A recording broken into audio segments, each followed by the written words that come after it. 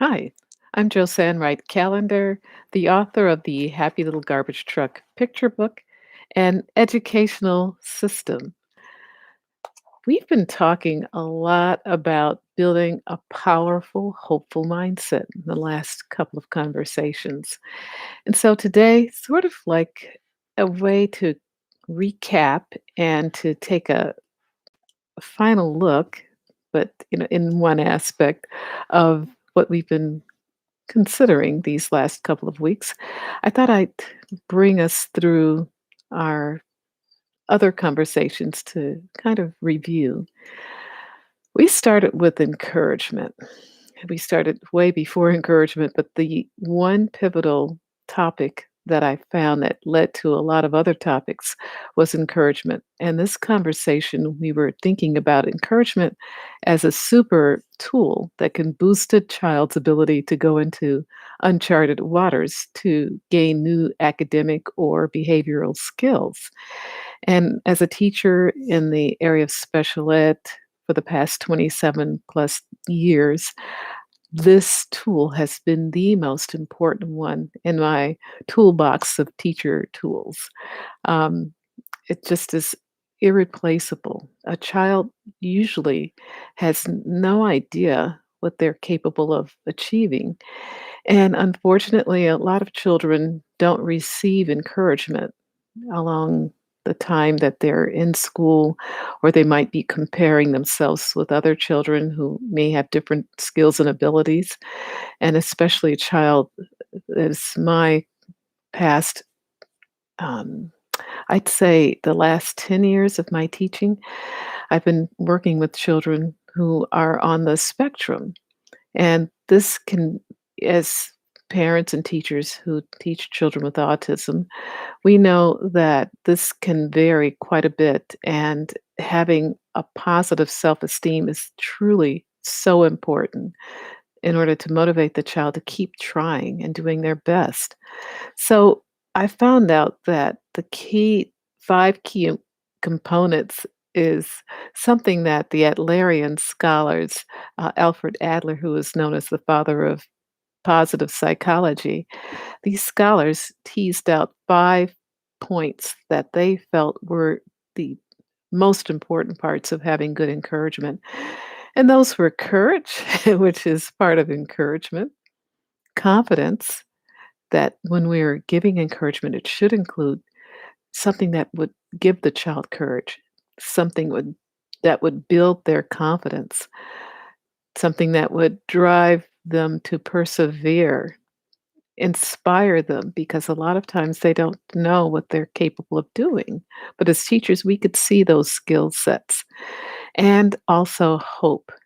And that hope conversation, it really was, I had no idea what uncharted waters we'd go into on that topic. Excuse me, but this powerful mindset conversation actually led me to find this research on the hope theory by C.R. Snyder, excuse me, which has provided a fantastic insight on how hope can positively motivate an individual to seek higher goals. And because of hope, it in kind of creates more hope, kind of, it does create more hope. There's the chemical released endorphin, dopamine, that people generally say it's a feel good feeling. But when you have hope, it releases this endorphin, which connects to a specific part of the brain. I believe it was the striatum, which actually motivates a person. It not only makes them feel good, but it motivates them to focus on the benefit part of a goal instead of the cost. And it's just, I had no idea that hope was releasing this endorphin. That's why we have to always have hope.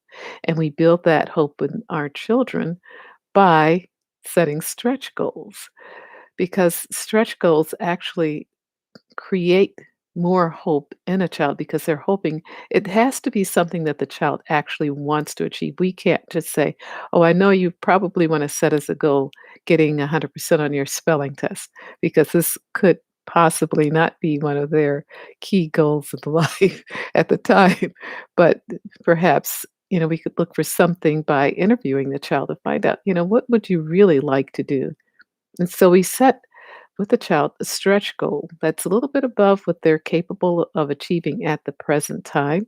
And my real wonderful magic word is they're not able yet to achieve that level, but we work with them and we set three things in action. We set the goal, the stretch goal, we plan the small steps to get to the goal, and then the strategies to keep us on the path and the child on the path, that positive affirmation, looking back at past successes, with adults, we read books to help motivate us. We look at lectures of hopeful people.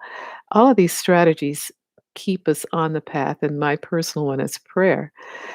Well, these are all aspects of building a powerful, positive mindset. And the effect is that it does change a child for the better. Now, I've seen research, which I will include in my description box, that shows that this can actually help a child have a better view of themselves with self esteem. It really increases satisfaction with life, physical health, because they're more motivated to do the things that they need to do to stay healthy. It increases academic and athletic achievement, and it improves interpersonal relationships. So, goals, stretch goals, encourage a child to have more hope, and this hope influences their ability to blossom in a lot of different ways that, I never really, you know, uh, before starting this conversation, I wouldn't have been able to say that I knew this because I sure didn't. So we'll continue to encourage our children and students by setting stretch goals. And in doing so, we're building that powerful, positive mindset in them. Thank you so much for staying it's a little bit longer and viewing. Please share, please subscribe, and we'll see you later. Bye bye.